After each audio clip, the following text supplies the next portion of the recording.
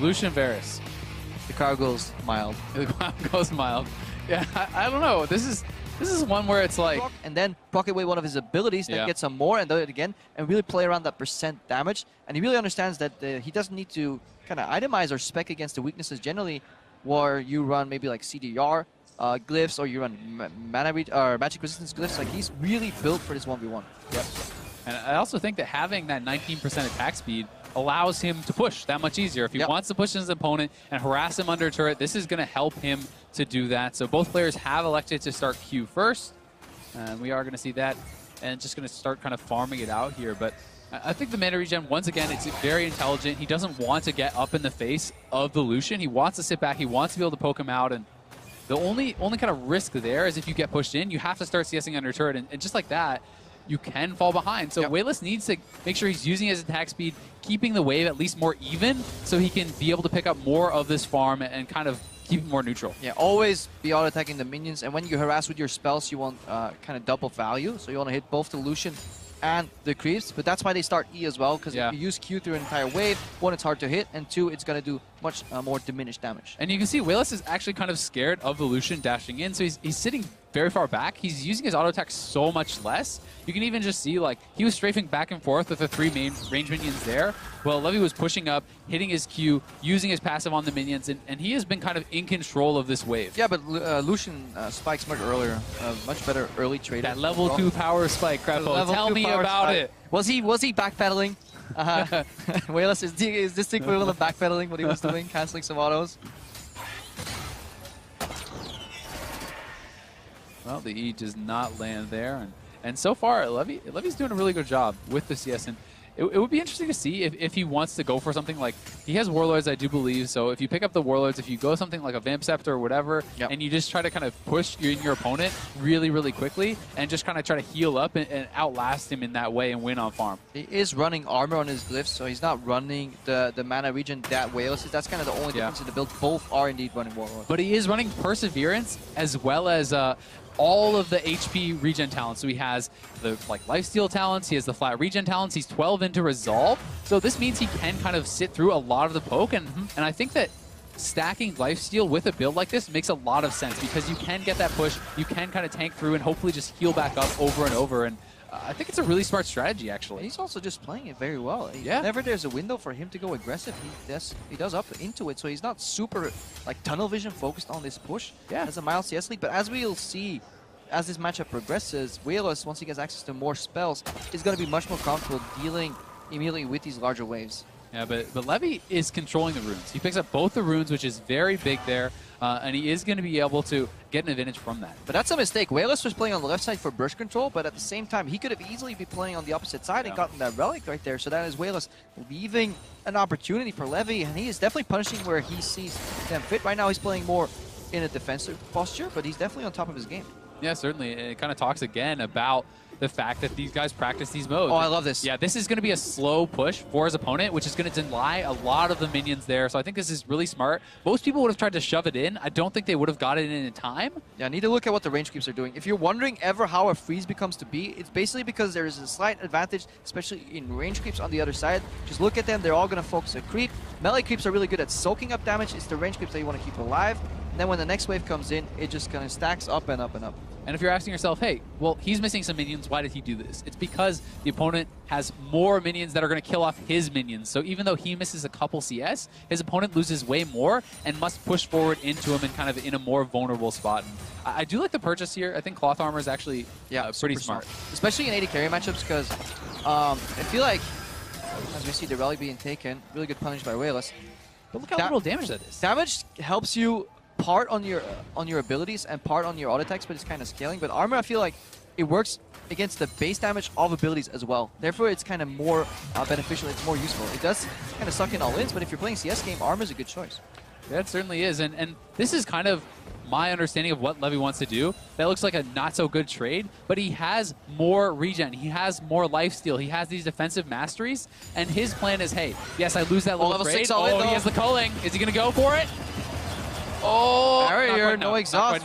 Really well timed there. He went back, got the last CS ready. As he was dying, he walks up with the dying CS. This is so smart. And this is honestly super well played by Levi. This is so smart. the cloth armor, the defensive masteries, the way he is playing this, he's now going to be able to deny minions. He's up 14 CS, gets a better buy. He's basically tanking his opponent to a victory. Yeah, he's just like a pseudo bruiser, I think is the closest we can call it. I mean, he has one cloth armor. We're not going to call him a bruiser, but I definitely agree. Two cloth armors, Screbo. 2 cloth armors. Yeah, what do you got to say now? He's practically Mundo with 6 items. This is as close as we'll ever get to a Renekton again. But it is just so super efficient because like any physical damage that is already on the base damage of an ability now gets negated a bit better by the cloth armor. Obviously, there's Warlords, which rewards you on lower HP. I love that he's proactively sweeping every time. He can cancel the back, but instead he's just going for that freeze again, pulling the wave. Yeah, and I think since the back has gone off, he's just trying to group the minions now, and he's going to be able to pull them all together. They group up. He actually puts the range minions behind the melees. That's really important. He rearranges the wave in a sense. If you wonder if he's pulling the minions, why did he kill one then? Because he needs to stay sustained. A little bit of lifesteal here and there.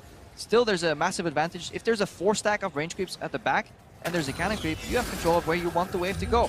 Now he can pull the wave to him again, and then when crawling is up again, go for the all-in with barrier on cooldown. Exactly, and he's going to be able to pick up most of these CS, because he has a lot of AD. He has double Dorans, he has double Longsword. This is super free to last hit under the turret, and okay, he misses one, but still. Say that, of course, massacres. Still, I mean, he's up 10 CS, he's doing very well, and for We1less, he needs some lifesteal. He picks up the Vamp Scepter, but then it's like, well, you're not going to have enough mana. You're not going to be able to really do a huge amount of damage to poke this guy out. So where is your advantage? Where do you win here? And it starts to become a bit desperate for We1less. Especially if you see that We1less opts in the same style with the Vamp Scepter. Exactly. You're trying to do what your opponent is doing, but you're doing it worse. From behind, and that's how you never win. So We1less needs to make a tactical shift and honestly go for open with an auto attack into Q.